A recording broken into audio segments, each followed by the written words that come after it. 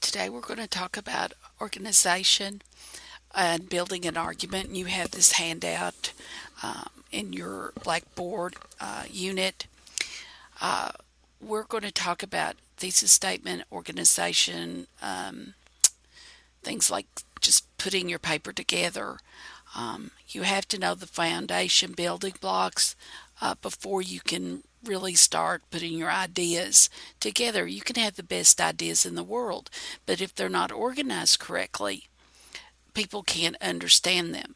So there are steps, just like a pattern that you're reading. If you do needlework or knitting or a recipe, uh, or even the way that you may play ball or do some other activity. You have to know how to do it step by step. You can't go out in the woods and just take a shotgun and start flailing around. You'll probably scare more animals away than you'll hit. Same way with writing a paper. It's very practical. So let's think of the first thing you want to do is to decide what your thesis statement is going to be. This thesis statement is the main point of your argument. It is your claim telling people what you think. You can't use a thesis statement if no one's going to disagree with you. If you want to write a paper with a thesis statement that said, snow is cold, that's not a thesis statement for an argument. That's a remark on a report. So if you say that we are experiencing climate change because of CO2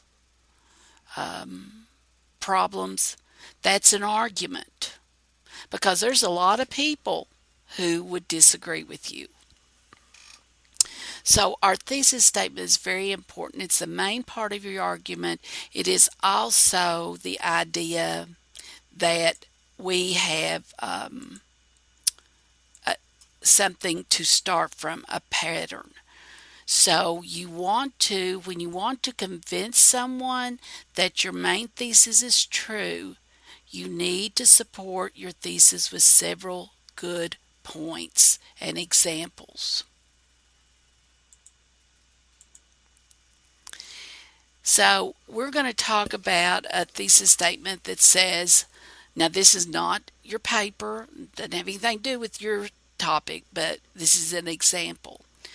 Smoking should be banned from public places. And one of the ideas behind this example is because in March of 2015, next year, Somerset Community College will be totally non-smoking. The minute you hit campus on the street, you can't smoke. So this is a fairly relevant topic. Now, you need to know whether we're just going to use this as an example, whether you believe it or not. It's just something to write about. Support here. So, what is support? Support is the idea that you can go to it and say, here it is. This is a firm example of my point. Smoking is dirty. Okay, let's think of an idea that smoking is dirty. That's a point. Well, give me an example. Smoking leaves ashes, matches, and cigarettes butts on the ground. Okay? Then go on and you can give an example, a further example, a more specific example. When a student walks through Meese Hall on Somerset campus, they will see hundreds, if not thousands, of cigarette butts around the door. Okay, there's a more specific. So in this case, you would go from more general to specific. General, less general, or more specific, and then most specific. Then another idea here, a point, smoking bothers other people. Well, that's true. People cough and hate the smell. Again, what's more specific? Many students complain that they have to walk through smoke and that gets on their clothes and then makes the rest of their clothes smell bad. Then you can go smoking is dangerous. I'm trying to turn that off. I think I can do that. Nope, I'm not going to have any luck. There you go. Smoking is dangerous. Careless smokers cause building fires, forest fires. Smoking kills people. Again, some examples. Smoking is a bad influence on. Sorry about that. I'm gonna have to get out of this. Hold on. Okay. Smoking is a bad influence on young people. Okay. Here's your supporting point. I wanted to try to see the examples. Throat and lung cancer, secondhand smoke is just as harmful. Now, if you doing a formal research paper as we're doing now, even though you're just using support from the textbook, this would be a good place to use support from an authority, just like you're using for your paper. Now, in this one, I'm going to go on and put this on a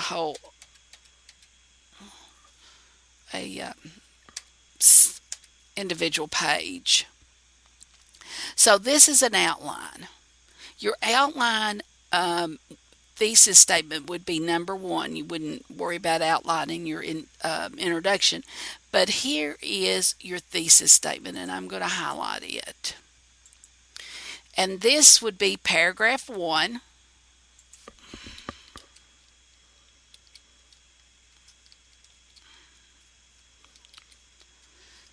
And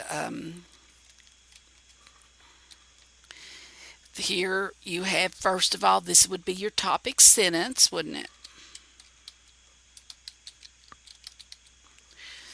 Then everything in paragraph 1 would talk about how it's a filthy habit, because you've already written your example, your supporting points in some notes. You've made notes. This is important when you write. And so your first one, it's a filthy habit. That's your topic sentence. And then you tell here. And here's your another example. Here's more support, evidence, statistics. Maybe you could have looked up information that tells how many cigarette butts go into the streams and rivers every year. You can probably find stuff like that. Then you have to, it's very important, after you use your support and evidence, to explain this. You have to, whether it takes 1 or 2 or even 3 sentences, to explain what you have used here. Okay? You must use what you have. You must explain this in relation to this and this. You can't just stick that in there, okay? So here would be 2 or 3 more sentences, and then you have to conclude and transition to the next paragraph. You've used a transition, and a transition are words that move things along. So you're using more information. Smoking bothers other people. Here, it smells horrible and causes other people to cough. That's not enough for a whole paragraph. Give me some more reasons why it bothers you or bothers other people. Then give me evidence, statistics, support. This would come from your research. In your case, keep going back to that, you can only use evidence and support and information and statistics from the readings that I have assigned out of They Say, I Say. If you use anything else, you're going to plagiarize, and it's not going to be the assignment, and I'm going to give you a bad grade. So keep that in mind. Again, what are you going to do? You're going to explain, aren't you? The support and relationship. You'll have a. Oh, that bothers me. Huh. Sorry.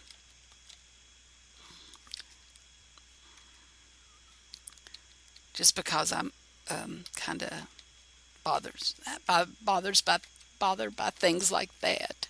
It didn't do correct, but anyway. So you explain it, even if you have to.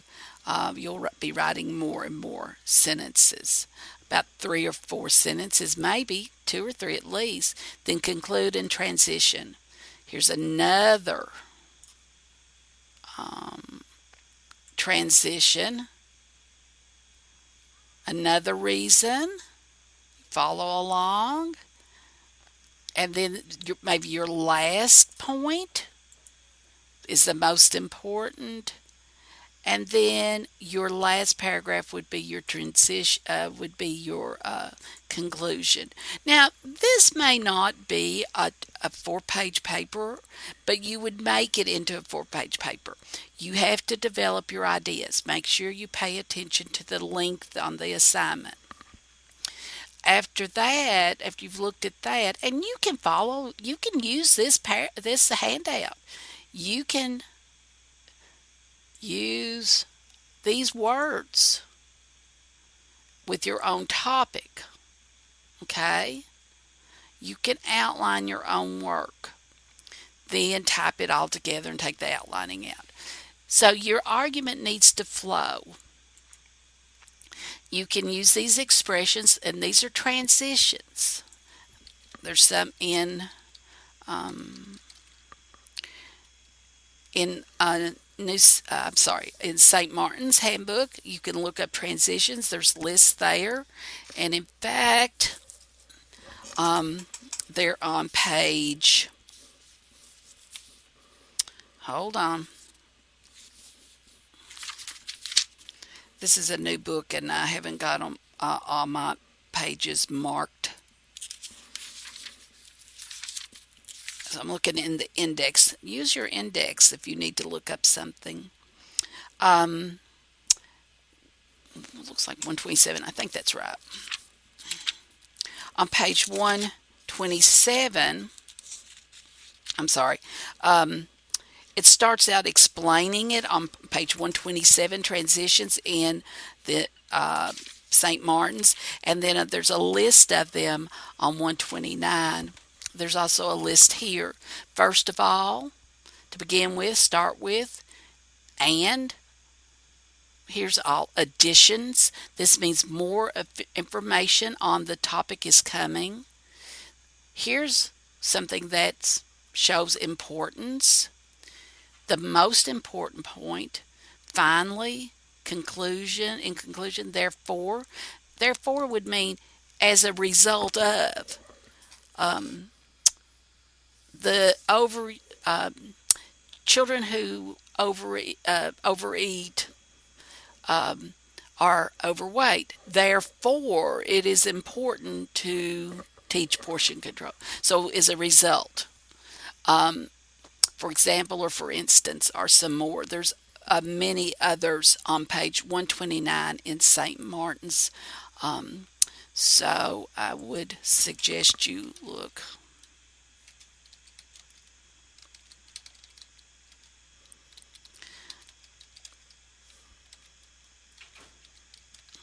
And just, I can't do 2 things at once. I want you to pay attention here. How did I indicate the title of a longer work? Italicized. But I don't like that. Sure don't like that. If I am writing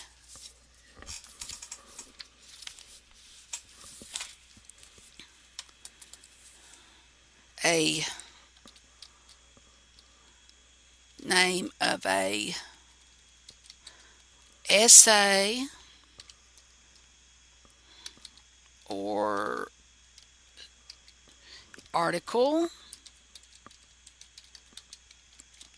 I indicate that with quotation marks, not italics.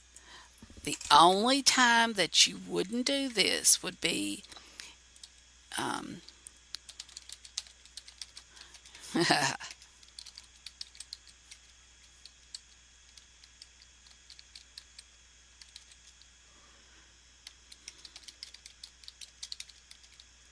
of a long work. Uh, Oops, you would underline it. So if you're doing handwriting,